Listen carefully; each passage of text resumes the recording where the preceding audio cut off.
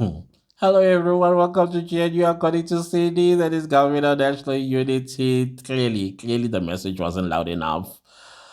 It wasn't loud enough, and as we suspected that the so-called raids and these deportations were nothing but a smokescreen, we were being made fools of.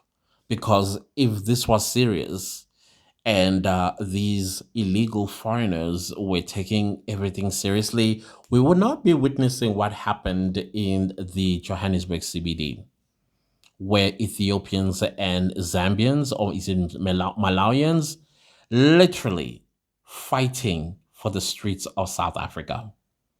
A street they don't even know how it was built, who died for it, but here they are ripping each other apart. Allegedly, one Malawian lost their lives. This is what actually sparked everything.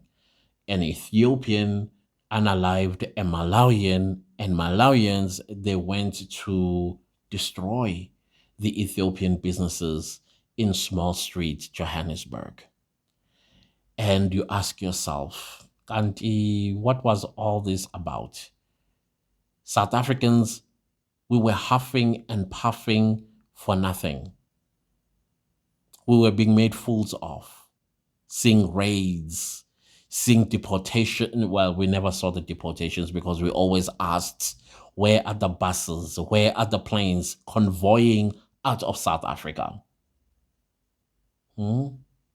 Do you think if the police, the government was serious, we would have witnessed this? I don't think so. We would not be witnessing this in our own country, y'all. A country these people have no idea how we built it. Streets that belong to South Africans. I was looking because that was happening at the former Holiday Inn.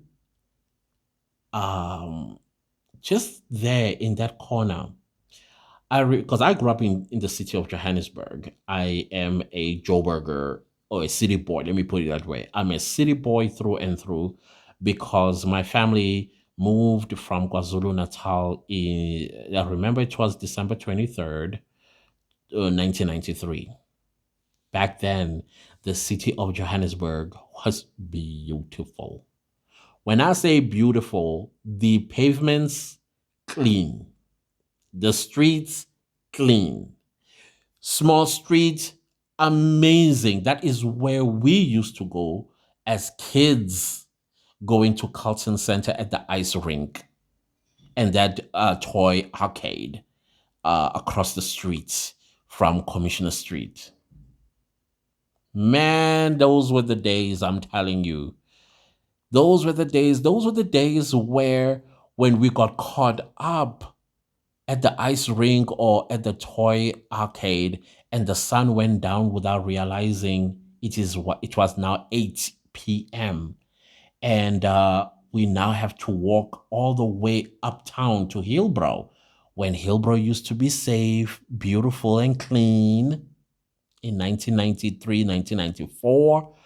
And the police van would stop for us and they would not ask too many questions. They just said, jump in the back.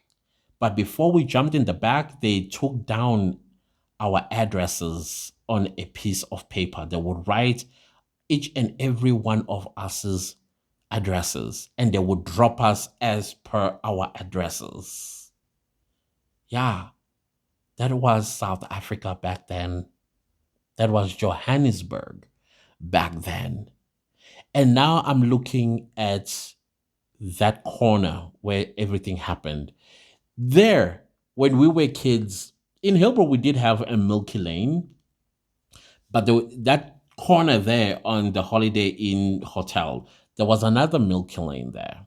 And that was how we would call our halfway mark. We used to call it our halfway mark. It was like a Tamastashi type of situation. But it was not just Tamastashi, but it was also where we would buy banana split. You remember banana split? or buy like bubblegum milkshake. I used to love bubblegum milkshake. And then Milky Lane left. And I think, I don't know when McDonald's started coming into South Africa, and they occupied that corner right there where this incident is happening or was happening. And again, McDonald's became our stop whenever we went to town. I think at this point it was my favorite spot to go to because McDonald's in downtown Johannesburg was in that spot before it went to Carlton Center. It started there. We would stop there and we'll have our McDonald's. And then we proceeded to do other things in town. Either we went to do shopping or hanging out with my friends at the Johannesburg Library or going to the Sky Ring in Carlton Center or whatever it is that you were doing in downtown, we would start at McDonald's. And when we come back hungry, we would stop at McDonald's in that corner. Then we proceed all the way to Hillbrow. And now, when I am looking at these scenes, I cannot help but be filled with rage, disappointment, and wonder. Like, what did South Africans do to deserve this horrible punishment from people that have no business being in South Africa? One has to ask that question. I can't avoid this question. I can't, because what is happened or what has happened there is going to be put on South Africans. Oh, South Africans, xenophobia. Oh, speaking of that, speaking of that, oh gosh.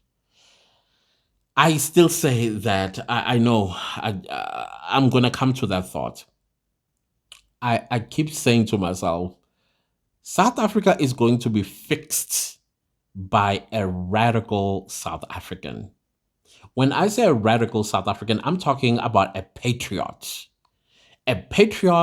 that has no strings, um, not strings per se, like made a puppet of, but who has no connections with the apartheid struggle, where you have the likes of Nigeria throwing $61 million at us, where you have Somalis telling us about some Somalian leader did what for South Africa, and you're like, you lie. Or an Ethiopian, or somebody in Africa that always uses or manipulate us or gaslight us about apartheid. Somebody. And I always said that this country is going to be changed by Gen Zs. I've always said that. I was so disappointed that it was Kenyan Gen Zs that were the first. I always thought that it was going to happen here in South Africa. And I still think that South Africa is going to be changed by Gen Zs. The Alpha Gen, they are just going to climb on the shoulders of the Gen Zs in changing this country, because those guys, they don't give a fuck. They don't care what apartheid. Are we in apartheid? That type of situation. Those kids are my hope for this country. But for the rest of us, who do we trust when it comes to South Africa? Because if we are not being forced to become Africanists, or not African, Pan-Africanists, of course, this agenda is pushed a lot by the Gen X's and millennials. Because, of course, I understand with the Gen X's, this is the generation that believed they were going to live a better life. Yeah. Before we were eligible for voting, we were promised a better life for all, and we never got it. Then millennials came out of the Gen X's, and the Gen X's kind of like disseminated that information to the millennials. The millennials feel betrayed. They're not even betrayed, they feel anger for being lied to by the Gen X's. but they therefore they're going in all sorts of directions looking for answers and solutions, and they felt that pan-africanism is the way to go, forgetting that the psychology of Africa as a continent is different. You have northern Africans that are saying we're not Africans. You have Ethiopians that are like, what? African what? Us, please. And then you have Morocco, who, when it suits them, they're Africans. When it doesn't suit them, they are not Africans. And then you have, and then we have religions. We still have traditionalists. We have religious people, Christianity and Islam or Islamism. You have all kinds of stuff, and you think all of that is going to bring us together?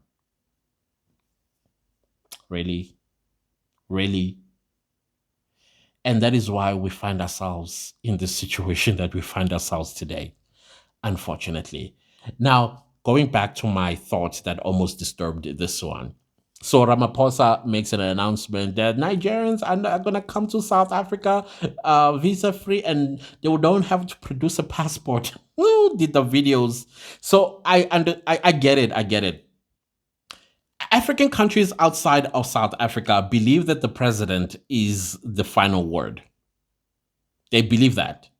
So that is why videos were being made from Nigerians. Oh, yeah, whether they like it or not. And then they learn that actually in South Africa, the president is just an employee of the people.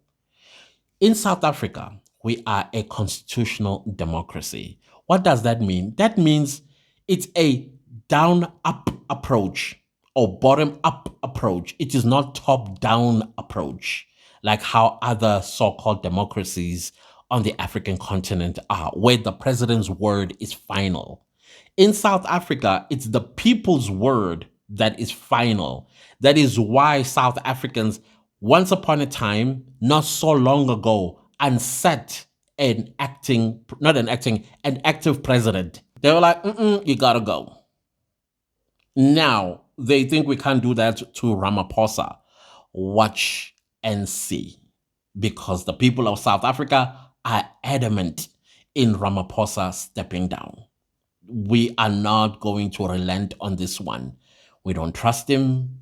We don't believe in him. He's done nothing for us. And he sold us.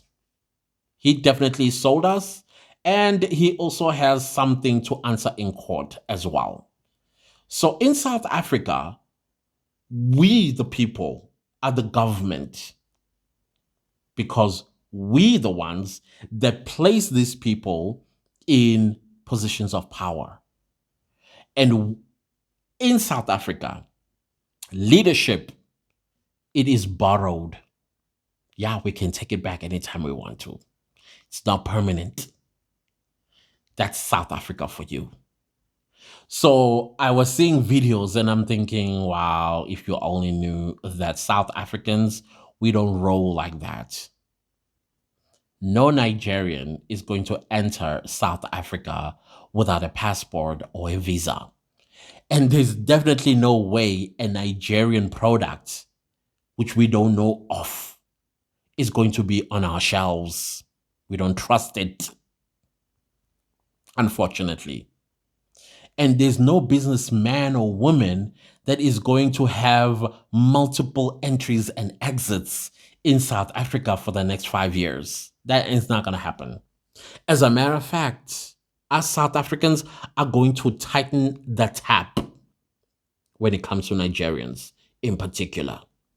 We will tighten the tap. It's not going to get loose. Not going to get loose. Now we know what the plan is.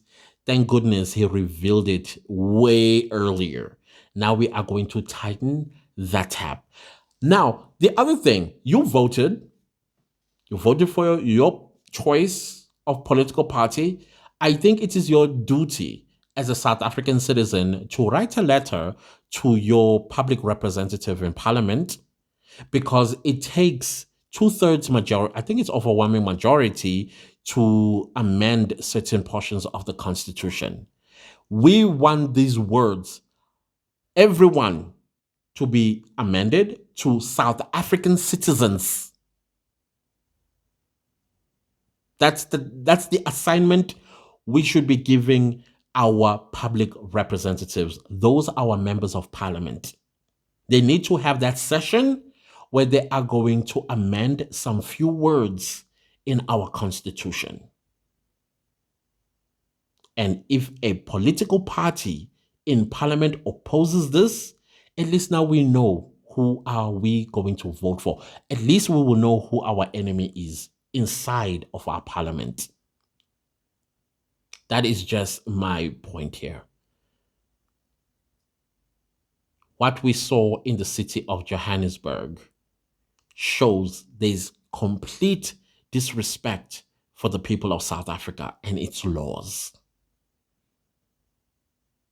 All that charade. And you kept wondering why Nigerians are still in the street corners of South Africa. They are still in the street corners doing what they've been doing since 1994. White powder. While everyone else is at work in their offices and businesses, they are on the street corners. What are they doing in the street corners? Why is it the South African police service vans pass them, standing there, loitering? I'm sorry, guys.